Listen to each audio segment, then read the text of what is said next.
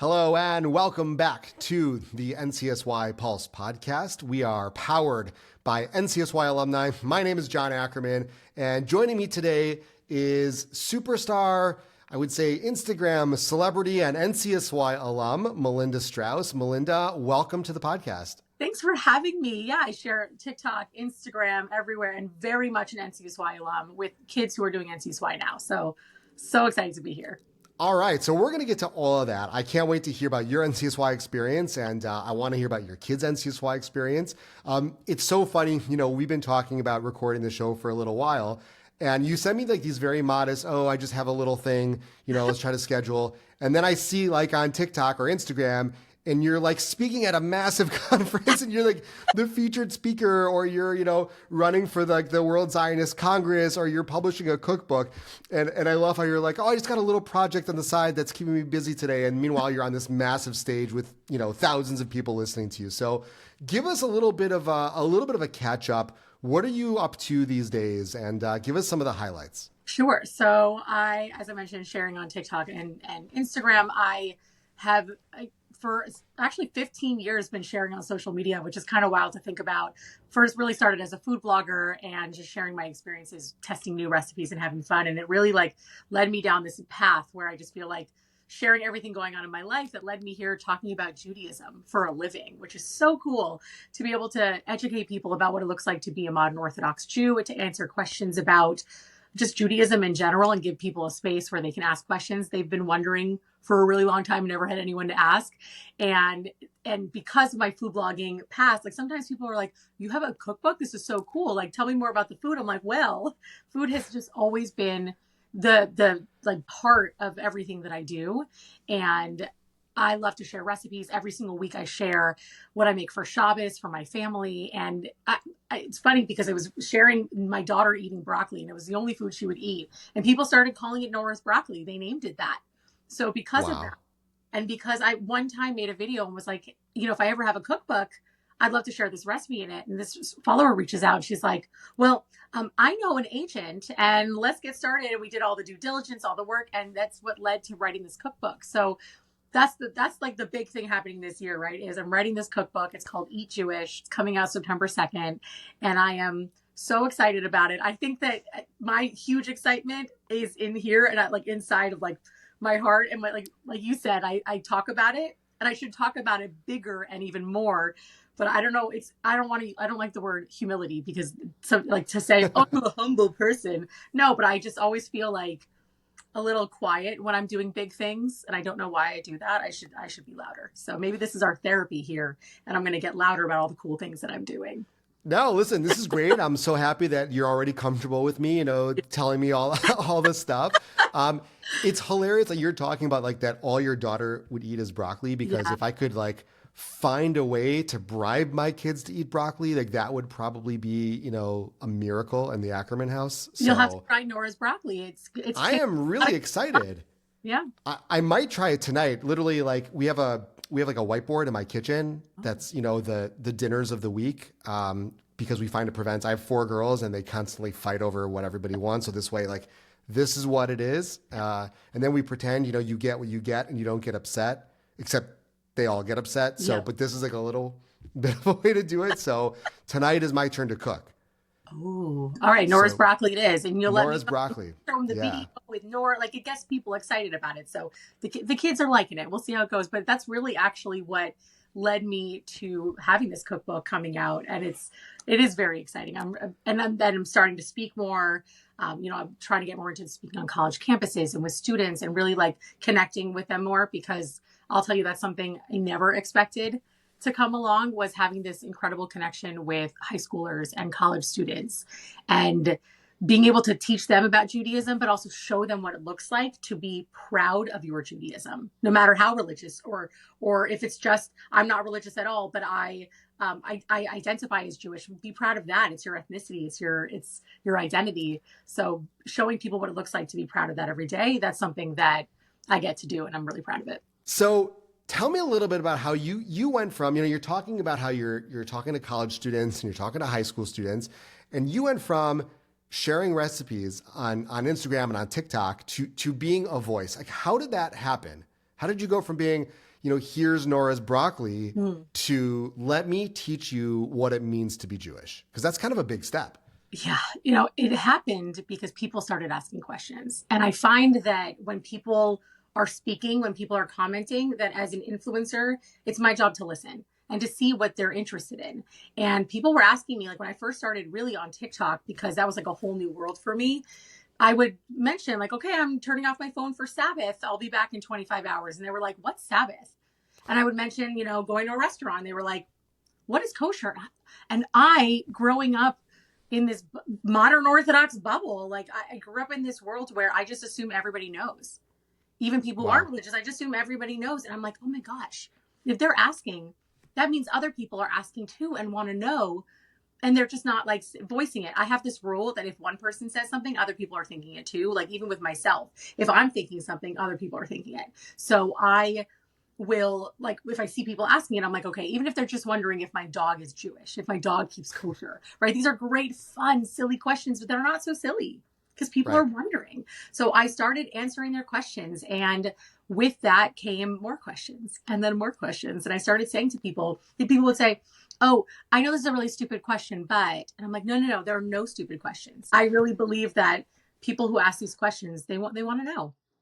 And if they think it's stupid, and sometimes they ask really deep questions that they were afraid to ask. So I just started answering them, and that's where it built. That's amazing and good for you. First of all, I love what you say that as an influencer, like your number one job is to be a listener Mm-hmm. because so many people are just like, this is my platform. I'm going to say what I want and I don't really care what you hear. It's for me to say. And for you to say, my role here is to listen is probably makes you a better speaker because you know what people want to hear about. You know and understand what are people thinking, what are people worried about right now, what are people looking for guidance on, and that can then fuel what you're going to say to them. Yeah, and I'll tell you, with everything that's been going on with Israel, with the recent war, one Sure. of the things that I started seeing very early is that people, they want to hear what's going on, they want to know, but they everything's so heavy, right? So sometimes they just want the lighter stuff. They want to see the joy. They want to see the beautiful things that are happening. And so while there are some times that I'll share something going on that's really upsetting, I decided very early on when the war started not to be a breaking news source because I Right. felt they're out there and there are people that I can support and I can share when I need to.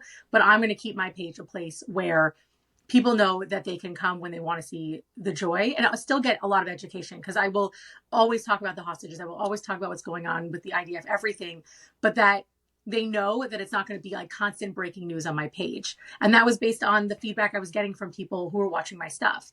So that same idea of seeing what they want and still being myself, right? That's important too. But like it's a give and take. It's a back and forth. You mentioned that you were an NCSY participant and that your kids are an NCSY, and it's funny because you are really filling like this kind of giant NCSY role online where you are kind of a really incredible NCSY advisor right now, to hundreds of thousands of people, which is like that's amazing. How did that start for you? Give us like a little bit of some backstory. How did you get involved in NCSY to begin with? I'm laughing. So all of my friends who I did NCSY with are going to laugh that you said that, by the way. I'm literally like, we need to send them that exact clip right there and just be like, guys, I made it. Because I one time tried being an advisor and it didn't go well for me. Didn't go well. I like to like, I was always, when I was in NCSY and I went to all these different events and things, I always loved like just hanging out on the side a little bit. I wasn't like in the center of things. And to be an advisor, you really need to be in the center of things, which I Right. do now online. But how did I get involved with NCSY? I grew up in Seattle, Washington, where NCSY West Coast was all one family. So California, Seattle, Oregon, Vancouver, we were all together. So we did, and starting in high school, I guess really started a little bit before high school, but mainly started in high school there were Shabbatons in California that we all went to. Those were the best. We had events in Seattle, the Vancouver kids came down. Like we had so many events happening year round. And in Seattle itself, when it was just us, we constantly had events. So I did NCSY, and it's just what we did. Like that's where you hung out. You went to all the NCSY events. And it's how we all connected. And it's how I made so many friends on the West Coast that like even today, I'm like, I still have friends from LA that I met because of NCSY. That's so cool. Was there somebody who was a staff member or an advisor that was the person you looked up to when you were in NCSY? Oh gosh. Well, it's really funny actually because Rabbi Berg from Sure, Rabbi Berg, well, yes. I forgot what's the head advisor called? Like So the he was the regional director, and then he yeah. went on to be the international director. Yes. So he was the regional director. So, like Ebbing, he was always the one Ebbing. So, like, I still to this day can picture Rabbi Berg standing Yep. up there Ebbing before Shabbos was over. Like, it just, those are the things, that's like a memory that always stands out to me, actually. Which now being involved also with Aish, like, it's funny when I'm like, oh, Rabbi Berg, we hung out. That's so funny. I saw you, speaking for Aish, and I had in the back of my mind, like, oh, Rabbi Berg, NCSY, but I never made the connection. I used to be very close with Rabbi Berg when he was working here. So that's really funny that you guys go all the way back. Oh, yeah. We go way back. And then my brother in law, Ari Hoffman, was one of the directors. Oh, you know Ari? So, I know Hari, I know Ari and Gavi and Shelly. I know the whole yeah. Hoffman family. Oh, yeah, that makes sense. So Ari was very involved for a long time, and my sister as well. With Wait, Jessica's NCSY. your sister? Yeah. Oh my goodness. Okay, I had no idea. So you and I are basically related. Oh, Um, sweet. I have several times been made an honorary Hoffman, so I guess we're in-laws at this point. Oh, this is perfect. Great. We just found out we're relatives. I love it. That's hilarious. Great. Yeah. So Jessica's my sister. She's my older. I have two older sisters. She's one of them. We shared Oh. a Jack and Jill bathroom growing up, and she would listen to Dave Matthews all the time. And I never liked Matthews, and it was like I was my Backstreet Boys. She had her Dave Matthews, and it was our whole thing. But we love each other. It's good. She's an awesome Wow. now, and I'm here in New York. That is too funny. Yeah, Yeah. so I've known them for a million years, and I did New York NCSY with the Hoffmans for many, many years. Wow. Wow, that's really funny. So you must, if you're a Backstreet Boys fan, Yeah. um, was it Backstreet Boys, right? On Brooklyn Nine-Nine, that intro clip I where don't he know. sings. You've never seen this before? Oh You no, know, I Brooklyn Nine-Nine. I know okay, that watched it. I'm Oh gonna yeah, you send you. talking about with the song with the "You Are My Fire"? Yes, Yeah. That's so good. yes. That's like the most famous, amazing clip. I love it. I play for my kids, and once in a while, if I really want to torture my kids, I have all girls, so Yeah. they are like really susceptible to my like, unique kind of parental torture, Mm. which is like I will, if they have friends in the car because their friends have all seen that clip, I will sing it in the car, like while I'm carpooling, and it's the best kind of torture you could ever imagine. Oh, I love that. Yeah, I'm in. That's freaking great. Yeah. So, okay, so wait a second. So you did NCSY, West Coast, Hmm. Rabbi Berg, Steve Berg, who's a mentor of mine and a former boss of mine, and really just somebody who I still consider a very, very close friend, who's one of the most outspoken leaders of all of the Jewish people, really, at this point, with what Hmm. he does from Jerusalem, from Aish. Um, you did West Coast NCSY, and you mentioned now your kids are in NCSY. So tell us a little bit about what your kids are doing. So it's a little different if my kids are, we're living on Long Island, and I know there is NCSY, but it's not the same as what I had growing up, right? It's Sure. not the community vibe of it is very different here. So it's Right. more like my son is doing NCSY summer programs, which I love. Last year he did NCSY Euro.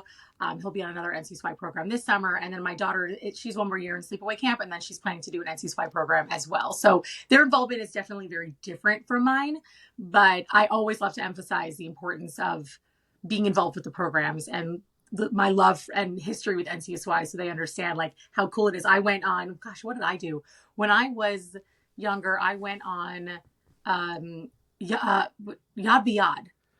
So Yad B'Yad is a Yachad Yeah, program, I that's think. a Yad Yes. program, But still, we like Yachad here. That's fine. right, but that's under the Orthodox Union also, It right? is. Yes. Yes. They are both OU. We're I one big, a lot of happy the family. connections between everything under the Orthodox Union and Tispai and yeah, everything. So that's what I did when I was in high school. But my son's doing his second NCSY program again this summer. Amazing. Okay, Yeah. great. We love NCSY Summer. Those are my friends. Shouts to NCSY Summer who run amazing programs. And anybody who's listening to the show, if they have a Jewish teen who has not yet experienced an NCSY Summer program, I absolutely recommend all of them. They are phenomenal. And so organized and so much fun. And actually, one of the things I've really been loving and is I actually get to work with them is Route One that Yeah. does funding, and they're actually doing funding for some of the NCSY, many of the NCSY programs this summer. So, which my son's program actually is getting that funding, which is awesome. Good for you. Melinda, you mentioned, the high school kids, but also the college kids. I work for NCSY alumni, and one of our tasks is supporting our alumni on college campuses all over the country, really all over North America. And I've heard so many times, as I'm sure you've heard all over the news, the challenges that our college students are going through on campuses. All of the campus challenges are unique. No two campuses can have the same situations. But what have you been hearing as you speak to the college students? What are they saying to you right now? Because it is a tough time. It is a challenging time, and I'm sure they appreciate your support right now. But what have those conversations and interactions been like for you? So a lot of it is they're trying to find community.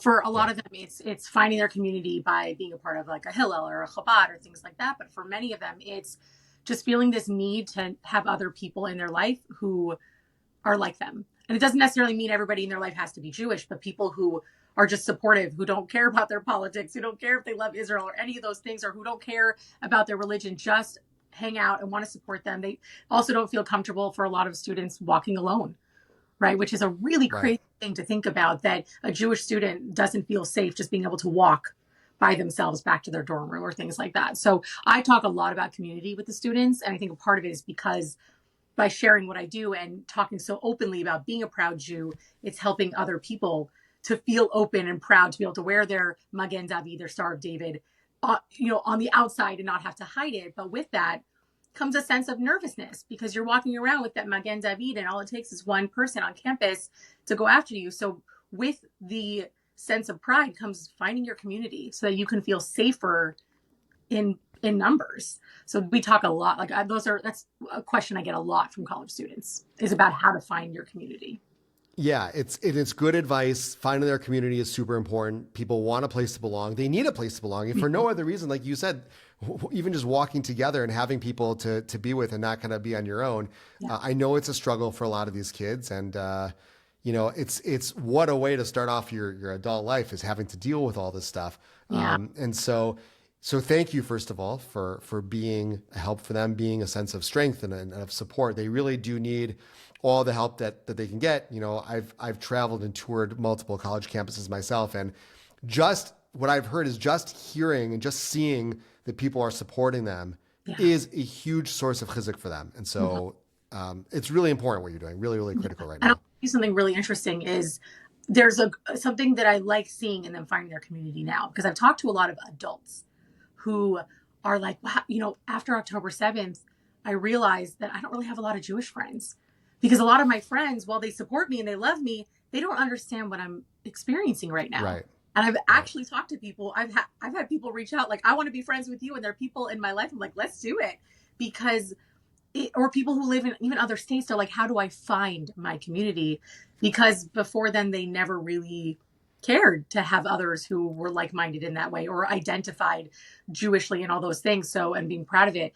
So for these college students, the blessing in disguise is that they're finding their community now instead Yeah. of having to find it later when they're so desperate for it as an adult. Yeah, no, you're absolutely right. And finding that community is really critical. And especially, it's funny because we talk about it as a way to combat anti-Semitism, but even, we want these kids to marry Jewish. And one of the things that I'm trying to figure out right now is, NCSY has all these public school alumni who are now age 20 to 30. Mhm. And so we want them to marry Jewish. We've been telling them to marry Jewish for all these years. Now we've got to find a way to support that and help them marry Jewish. So that's sort of an NCSY project on the horizon, is to get into the shidduch business. Should be a lot of fun for us. It's my shidduch business. Okay. That's great. We'll see. We'll see. It's one of the Yeah. most common requests we get from NCSY alumni is, can you please find a way for us to find like-minded people to date? Because if you think about it, especially for the public school kids, you go to college, like you mentioned, you've got Hillel, you've got OUJLIC, you've got Alumni on campus, you've got Chabad. But once they graduate, poof, it's all gone. And so that next step can be very challenging for them. Very interesting. I'm looking forward to seeing what you guys figure Okay. out in that So direction. maybe this will be our next collaboration. We'll be getting NCSY alumni to start dating each other. Over those shirts that say that they met because of NCSY. Yeah, met through NCSY. Absolutely. That's amazing. Absolutely. Wow. I've watched many of your TikTok videos and Instagram videos, and I'm a fan. Absolutely. And you're so positive, and your energy is really incredible, because the genuineness, is that a word? Sure. Sure, it is now a word, genuineness. Yeah. It really shines through. And I have to tell you, it's such a breath of fresh air because, like you said, everything is so heavy right now. I am sure, though, that you've had some negative responses from people online, from anti Semites who just see you being happy and excited and standing up for Israel and standing up for Jews, and who say, oh, there's a target. So, what's that been like for you? Because I know you've had lots of positivity and support, but what's it been like with what I'm sure has to be at least a little bit of a negative voice that starts to creep in? So I will tell you, the negative voice is not there. I'm going to be very honest because Really? what the negative comments do is they fuel me. They don't make me want to stop. They literally do the opposite. They make me want to speak out more because I see those kinds of people. You know, I've been posting specifically on TikTok because that's where more the Jewish educational content started. Yeah. I've been dealing with the anti-Semites since the beginning. You know, it's not a good joke to make, but I like to joke that I miss the Holocaust jokes they used to make because now everything is about, you know, all the Israel stuff and the crazy things they Right. say us because we support Israel. Before I've been going to Israel and sharing about Israel since the beginning of my time sharing about Judaism. So I didn't like become an advocate because of October 7th. I've gotten louder because of October 7th, but sharing about Israel, I've never hidden away from that. So I've gotten the negative about Israel and all of that. It's only gotten worse because now everybody thinks they're an expert suddenly, right?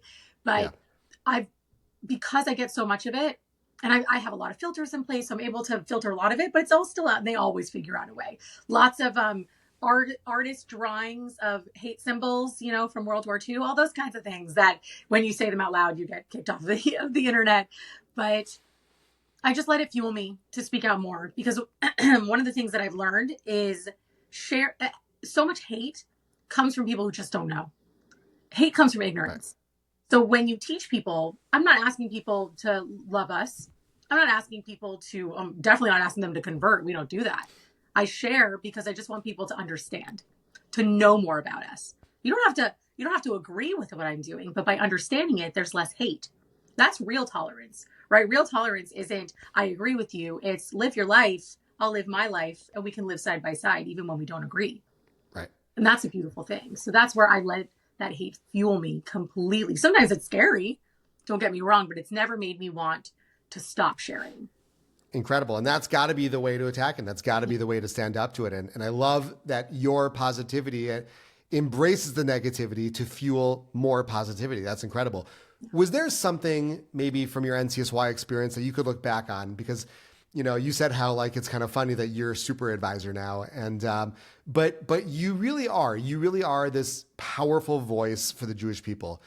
Was there an experience or part of your NCSY experience that you could look back on perhaps and say, you know, a little piece of that was something that helped prepare me or fuel me for where I am today? Actually, yeah.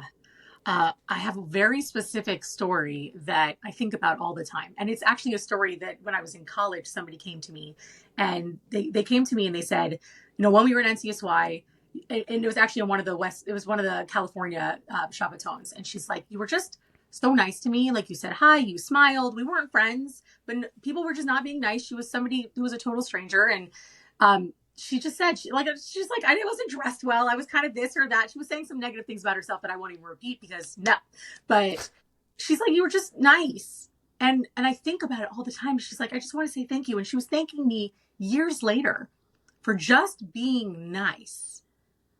And I think about it because I'm like, God, it's so easy to be nice. Like, I know I get it. It's easy to be mean too, but like the way that you can change someone's life by just smiling at them or being nice to them or listening to them or respecting them. That's why when I say there's no stupid questions, it's because I really want people to understand that they can ask anything and I'm not going to judge them for it. I might giggle a little bit because some of the questions are great, but that message that someone gave me that she still thinks about years later that I didn't think twice about, it was just being nice to a person. And I'll be fully honest, especially for anyone listening who knew me then, I wasn't always very nice. I was not. I'm not going to like sugarcoat it. I just wasn't. Like I gossiped a lot. I was funny. Like, you know, I wasn't a bully, but I just wasn't always the nicest person. It is what it is. I've changed a lot. I've grown a lot. So I'm okay admitting it. So that's why I think it also extra stuck out to me that it was just being nice to a person.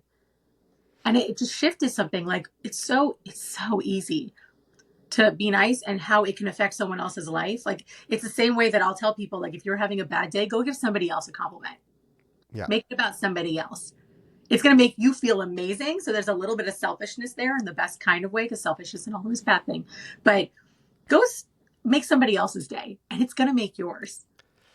That is very good advice. It's so funny. I was just the past couple of days, and I landed late last night. I was in St. Louis for the NCSY Senior Directors Conference, and we had a blast. And one of the themes was really the little things that power everything else. And exactly like you said, just being nice to somebody, just supporting somebody. You never know what that little thing you did at just this one point could have a huge ripple effect later on down the line. It's like when you think about Lashon Hara and you think of gossip, it's like one tiny thing you say has the most massive ripple effects. And it's so scary when you think about it. None of us are perfect. We make mistakes. We all do it. We all gossip. We all try not to, but it does happen. It's my role is just being aware of it so you can pull yourself back from it. So it's just keeping those little things in mind. And I really take that with me into my social media when I'm talking to people, especially when I'm talking face to face, but when I'm answering questions, when I'm responding to people's comments, is treating them with respect. Because I find that when people get into the gossip game on social media, when people get into the fights and the drama, who's it serving? It's not serving or helping anybody. Maybe it's getting them views, Right. but it's getting negative views, like the negativity that comes with the negative attention. That's not what you want. Those aren't the kind of people you want following you. Like I really try and think about who are the kind of people that I'm talking to, who are the kind of people that I want to be talking to. And that's how I use my voice. Absolutely. And that's the way, you mentioned with the college students, you provide a community. Yeah. That's how you build a community. You build a community with positivity, not with negativity. So I think you're exactly right. I want to switch gears a little bit just because, you've mentioned that you have become really a strong advocate for Israel. And I think it was in January of 2024, so not so far after the October 7th attacks, you actually went to Israel with a delegation, and you, I know, had a very eye-opening experience. Can you tell us a little bit about what was that trip like, and how did that change things for you? Yeah, well, I'll tell you, thank God I've been a few times on delegations to Israel since October. The first one was actually in December, which I look back, I'm like, I can't believe that I went so quickly. Like, wow, things were still going. I mean, there's constantly still things going on now that the ceasefire's over. It's like never ending. But I went in December. And then I went again in January, actually on winter break with my family. And then again in May for a delegate. So it's been, thank God there's been a lot of these trips that I've been able to go on. And the resilience of the people of Israel is the thing that stands out the most to me on every trip I've been on. It's seeing how, we're so far away from it, especially for people who are in the United States, because obviously people listening are all over. But for people like us who are living in the US, we are so far away from Israel. And sometimes it feels like there's only so much we can do, right? We can give to tzedakah, we can help, we can post, we can do all these things, but we're not there. And that helplessness can feel very overwhelming. And being in Israel and being there to see the way that people are living every single day. They live multiple lives every single day. And it's like when you're walking around Yerushalayim on a Friday and there are people who are sitting out and having breakfast and they're dancing and they're singing, but they're also full of so much trauma at the same time. It just shows you that as a Jewish nation, we're going to be okay. Yeah. We're going to be more than okay. Let's be real. We are going to like every time in history that we've experienced this, we will get through it and we will be better for it. But that's the biggest thing that I take on every trip is because I look around and I talk to people and they're dealing with so much trauma, but they're also able to live their lives at the same time. Yeah. Yeah. That's part of being a Jew. Exactly. It's part of being the Jewish people. It's for better or for worse, it is what we do. We go through these experiences and we're resilient and we come out strong and we move on. That's the way we are. That's the way kind of we're wired. Which does not take away from the fact that Israel and the Jewish people still need leaders and they still need advocates and they still need warriors, whether it's on the front lines, fighting the physical war, or whether it's on the front lines of the PR battle. It's critical having people like you taking our side and speaking up for people who are not able to speak up. I don't know how you do it though. I'm sitting here listening to you, and you're like, yeah, advocate for the Jewish people. Yes, advocate for Israel. Yeah, also publishing a cookbook and also speaking on behalf of Asian, and helping them with their campaigns, Yeah. and all these different things. Also, by the way, I have hundreds of thousands of people, if not millions at this point, watching your videos, your educational material online. How do you balance it? I mean, you're a mom also. Like, how do you find this life balance where you are clearly a doer and a go-getter and somebody who is, what's the next challenge that I can overcome or that I can help with? How do you balance all this while also maintaining a healthy family and being a mom to your kids? It's so funny. You say all those things and it sounds so good. I'm like, I'm doing a lot. And it's funny because I sometimes look, I'm like, what more can I be doing? Like, okay, I have this pocket of time here. What could I be doing with it? And not just scrolling TikTok, which I do a lot of it. Well, I call it research. It's work. It's Sure. work. But when you say it all like that, I'm like, oh, I am doing a lot of good things. Yeah. I'm always wondering, like, what more could I be doing? Because I always feel like there's another step of how we could each be using our voices. So thank you for saying all that and putting it also perfectly into a list for me. I will put family on top of all of the things that you just listed, because for me, and I learned this the hard way when I actually first started my food blog, I was prioritizing that over everything else. And I remember one day I was posting like tons of recipes every week and it was taking over my life. And my parents came to visit and I was sitting on my computer looking down and my dad's like, Mel, look up. Look up, like your kids, they're little and they're playing and you're sitting here at your computer typing when they're home. And I was like, you're right. And that was a huge shift for me because I hadn't even realized that I was doing it. So for me, number one rule is when I go anywhere with my kids, especially when it's not work related, because like if they're coming to meet with me on a work thing, we discuss it. We discuss everything. Are you okay they're teenagers, right? So I can get consent. They're old enough for that. So if they're going to be in a video, are you okay being in the video? Are you okay with me recording? I'm not going to put you in the video because that always, like my son especially, has no interest in the videos. He loves to go live. It's hilarious, but like he doesn't want to be in the videos. So I'm not putting him in. I'm not bribing him in. I'm not doing those things. He doesn't want to be in them.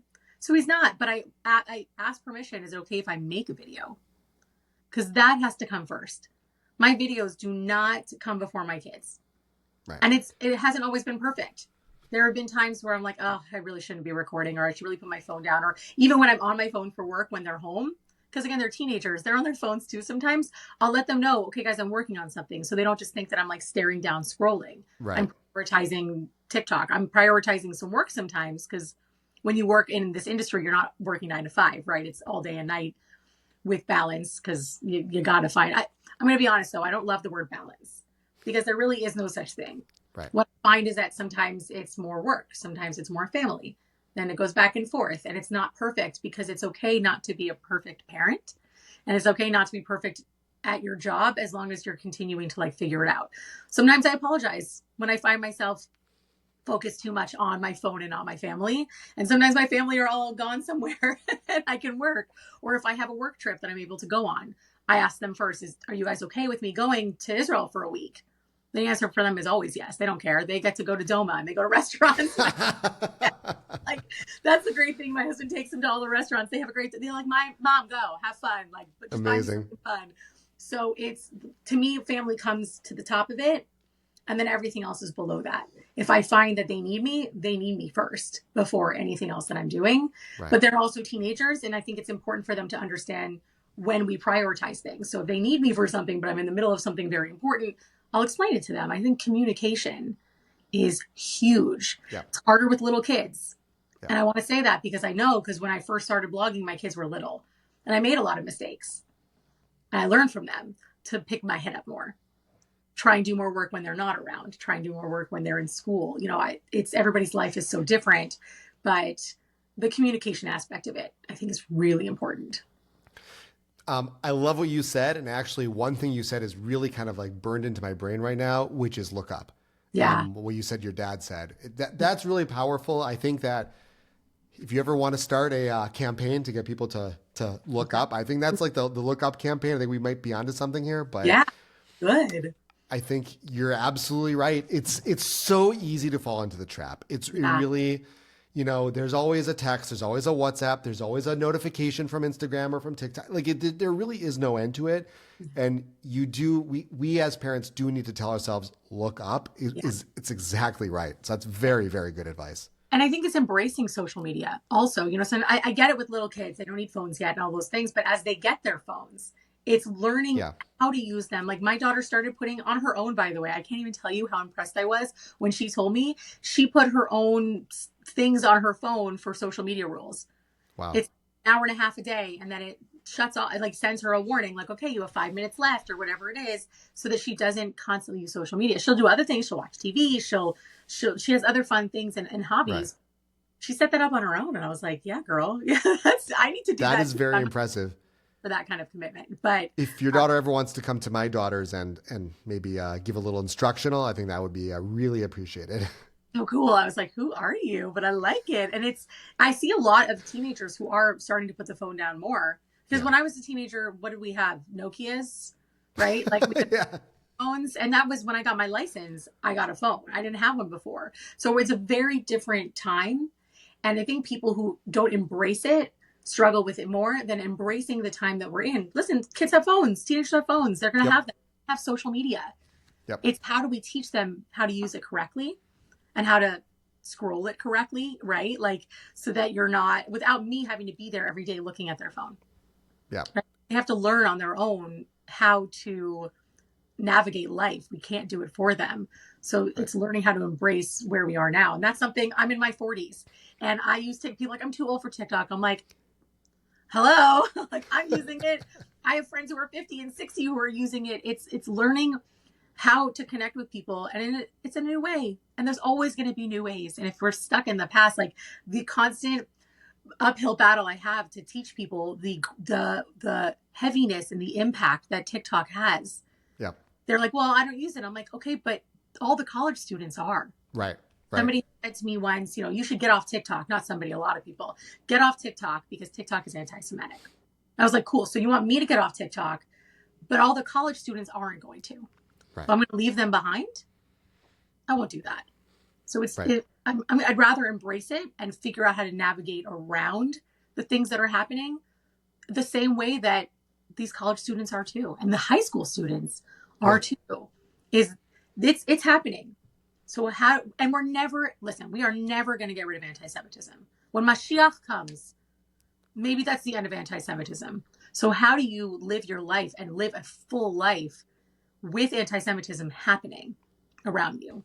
That's, I think, what's really important. We can never fully get rid of it completely. We can never get rid of hate. How do we navigate around it is what we have to figure out.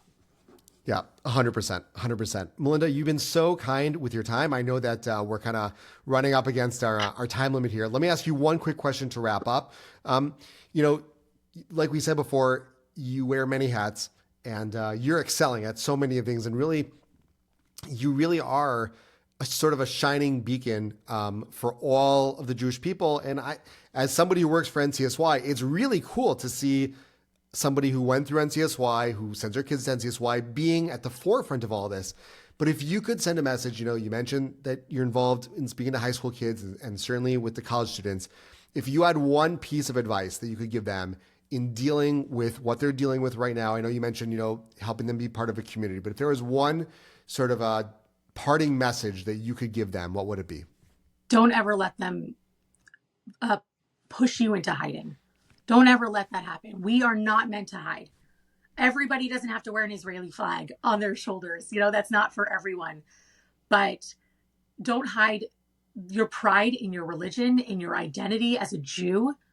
That's something that we can never let them take away from us. Like I look behind you and there's the fire from the NCSY logo. And that fire, we can never let them put that out. And one of the things that I've seen over and over again through history, not just now, but through history, is when everything's good for the Jewish people, we're very quiet. We're living our lives and it's good, but we're actually supposed to be a light into the world. We're supposed to be out there. And again, it doesn't mean everybody has to be using their voice like I do, but we're just meant to be doing good things and be proud of who we are. That shouldn't stop just because we're complacent as a Jewish nation. We shouldn't need tragedy in order for us to be proud. So if you're proud right now, don't put the star away when everything's good again. Please don't put the star away when people around you who are scary too. I understand that, but that's where community comes in. But we can't let them, like when people say, would you hide me? We can never let it get to that place where we need to hide. That was fantastic. Thank you. Real quick, your cookbook coming out. It's called Eat Jewish, right? Eat Jewish, September 2nd. It is ready for pre-sale on like Amazon, Barnes and Noble. Yeah, I'm really excited. We'll definitely be doing some kind of tour in the fall before the holidays. I don't know any that looks like that. So it's pretty early. I couldn't help myself. I announced it like super extra early because I've just been talking about this book for years already. So everything that happens in my life, I share because I can't help myself. So the book, but the book is officially out on September 2nd. So everybody who pre-orders, the book will be shipping out that day. Okay. Well, I am very excited, and maybe we'll have you back on the show after it releases, and Sure. we can do a little promotion there. Melinda, thank you so much for joining us. This has been super fun, and especially for me, finding the Russack-Hoffman connection is really, really fun. Thank you very much. Melinda, where can people find you on Instagram and TikTok? I'm at The Real Melinda Strauss, basically everywhere. I have a website, also melindastrauss.com, but really if you type in Melinda Strauss, thank God for the algorithms everywhere, I pop up. You'll see the little bit. Outstanding. And you should follow Melinda Strauss on Instagram. On that note, you can follow NCSY Pulse on Instagram and on our YouTube channel at NCSY Pulse. This has been NCSY Pulse with Melinda Strauss, with John Ackerman. Thank you, everybody. We'll talk to you soon.